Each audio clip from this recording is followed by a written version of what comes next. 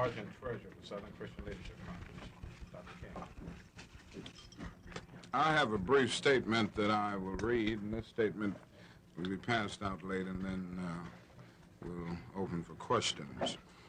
With almost a decade of successful nonviolent campaigning behind us, the Southern Christian Leadership Conference pauses this week to review its successes and to chart new nonviolent courses applicable to the social issues which plague our nation and a troubled world. With the exception of Mississippi, the South's most infamous bastion of segregation, SCLC's forces have cracked the hate curtain of this nation. The theme of our 10th annual convention is human rights, the continuing struggle. This theme will be made more meaningful during the next 3 days with an impressive array of guest speakers and panelists, highlighted by the appearance of the Honorable Edward M. Kennedy, U.S. Senator from the state of Massachusetts, who will address our Freedom Banquet tonight. SCLC brought its convention to Jackson this year at the invitation of our board members, Reverend Allen M. Johnson, Aaron Henry, Victoria Gray, and Mr. R.L. Drew. The invitation was extended and accepted at our board meeting last April in Miami. At this time, we have a staff in Grenada, Mississippi, headed by Jose Williams, SCLC's Director of Voter Registration. SCLC's Mississippi staff is attempting to collect on a promissory note of justice given us by Grenada officials at the peak of the Meredith, Mississippi March. SCLC fully intends to nonviolently persuade white Grenadians to pay the promise of equality and justice to their Negro neighbors.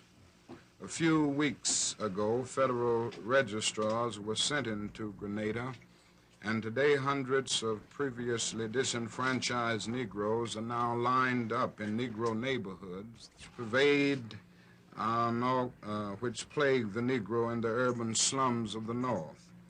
Last January, we started a movement in Chicago designed to eradicate slums and attack the institutions which create and maintain slums in the nation's second largest city.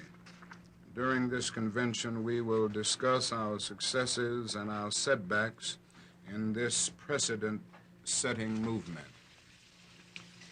This is a statement. Now, whatever questions you have. Dr. King, are you happy with the House-passed Title IV section of the Civil Rights Bill?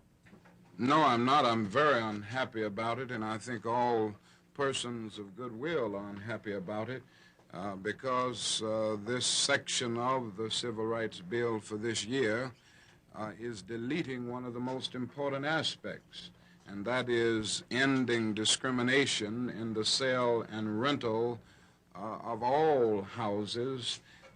About 60% of the housing units of our country are excluded. And as long as we continue this trend of building predominantly Negro cities ringed by white suburbs, we're only inviting social disaster. And this housing bill, as it now stands, would not at all get at the problem of housing discrimination in its broad and in its extensive expression. So I'm very unhappy about the bill, and I don't think the bill is even worth passing like it is. Do you think, sir, that if it's passed in its present form, it might contribute to continuing high tension and violence in Chicago, places like Chicago? Oh, I definitely feel that it will continue to contribute not only Chicago, but all of our big cities, because it will continue the pattern of leaving Negroes in overcrowded, congested ghettos of our country with no possibility of getting out. It will leave us, figuratively speaking, on a reservation with no possibility of ever penetrating the high walls surrounding our lives, and I think it will increase the frustrations, it will increase the despair, it will increase the discontent, and at the same time, it will increase the possibility of violence. Dr. King, it's been now some 6 weeks since the Meredith March ended its trek through Mississippi. What do you think it's done for and to the state?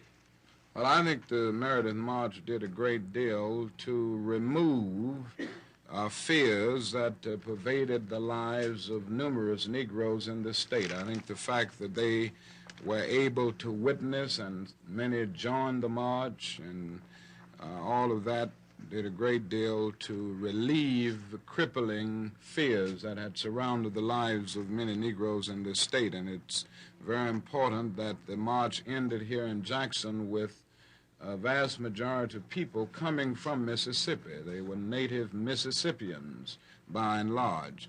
The other thing, I think, is that the march gave the Negro a new sense of dignity, destiny, and self-respect in the state of Mississippi.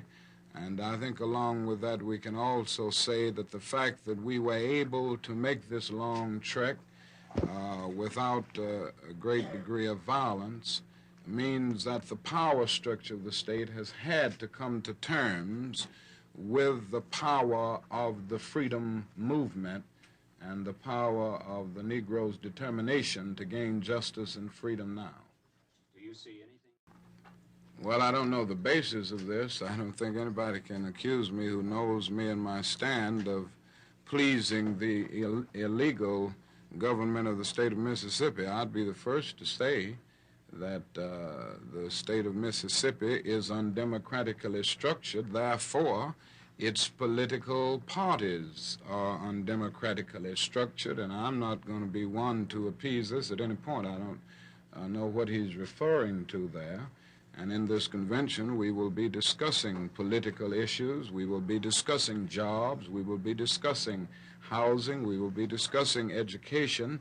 And these are basic issues, and they are political issues in the final analysis, because if we are to change conditions in these areas, we're going to have to bring about certain basic political reforms in our nation, and the convention will address itself forthrightly to these issues. Dr. King, before the Meredith March and before jobs there and in other urban centers in the north than you do, say, in Mississippi? Well, I certainly think it is as big. The hatred expressed by the mobs that we've faced in Chicago over the last week is deeper than anything I've ever seen from a mob, whether the mob was in Mississippi, Alabama, or anywhere else. I think there is one major difference. That is, in the South, the brutality that we have faced came in many instances from policemen themselves, from the police forces, whether it was Jim Clark in Selma or Bull Connor in Birmingham. Wherein in Chicago, the hatred and the violence are coming from the mob, but the law enforcement agents are doing a good job of seeking to restrain the violence, so that here we have the process reversed, the violence coming from the mob and the police force at least seeking to restrain the mob. Did that? Which is worse? Well, both of them are very bad. I don't know which is worse in the final analysis. It seems to me, though, that we must face the fact that when a mob is supported by the law, you do have a much more difficult situation. The South is worse because in the South you have really both against you. Not only do you have the police force, but you have the mob.